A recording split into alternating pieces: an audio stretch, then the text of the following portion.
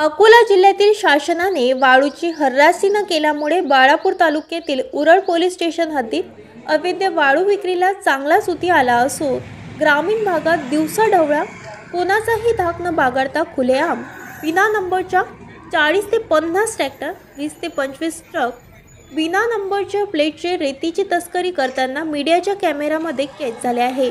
या अवैध ट्रॅक्टरवर परिवहन विभाग अक्षरशः दुर्लक्ष असल्याचे येथील नागरिकांचे म्हणणे आहे। या मार्गावर राज्य परिवहन विभागाचे दुर्लक्ष असल्याचे व लक्ष्मी दर्शन घेत असल्याचे नागरिकांचे म्हणणे आहे।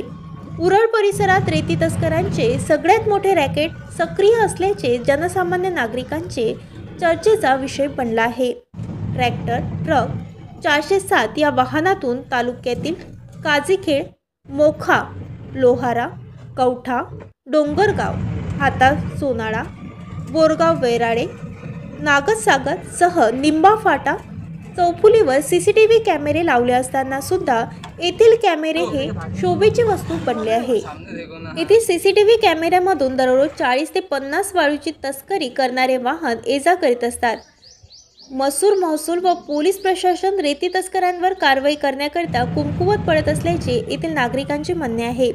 उरळ परिसरातून ग्रामीण भागात अवैध वाळू तस्करी व विक्रीला चांगला सुती आल्याने या अवैध वाळू तस्करांवर महसूल प्रशासन कुठलेही ठोस कारवाई करत नसल्याने याकडे जिल्हाधिकारी अजित कुमार लक्ष देतील का असा जनसामान्य नागरिकांमध्ये चर्चेचा विषय बनला आहे। लक्ष देऊन खुलेआम सुरू असलेल्या अवैध वाळू तस्करांवर कारवाई करून मुसक्या आवडाव्या अशी मागणी ग्रामीण भागातील नागरिकांकडून केली जात आहे। या अवैध वाळू विक्रीमुळे सामान्य नागरिकांना भूदंड बसत असून अव्याच्या सव्या दराने वाळूची विक्री सुरू आहे। हे अवैध वाळू तस्करी करणारे रात्री बेरात्री व दिवसाढवळ्या जास्त पैसे घेऊन सामान्य नागरिकांची लूट करत असल्याचे जनसामान्य नागरिकांचे म्हणणे आहे।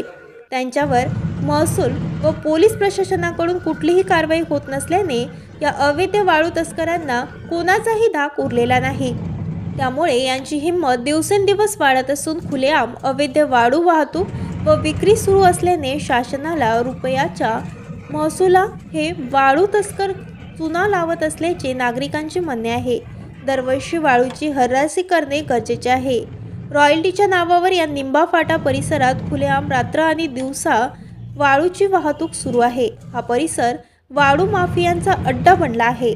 राज्याचे महसूल मंत्री चंद्रशेखर बावनकुळे या वाळू तस्करांच्या मुसक्या आवडण्यास कितपत यशस्वी ठरणार याकडे बाळापूर तालुक्यातील नागरिकांचे लक्ष लागले आहे। ताज्या बातम्या आणि घडामोडी बघण्यासाठी महाराष्ट्र मेल या चॅनलला लाईक आणि सबस्क्राईब नक्कीच करा।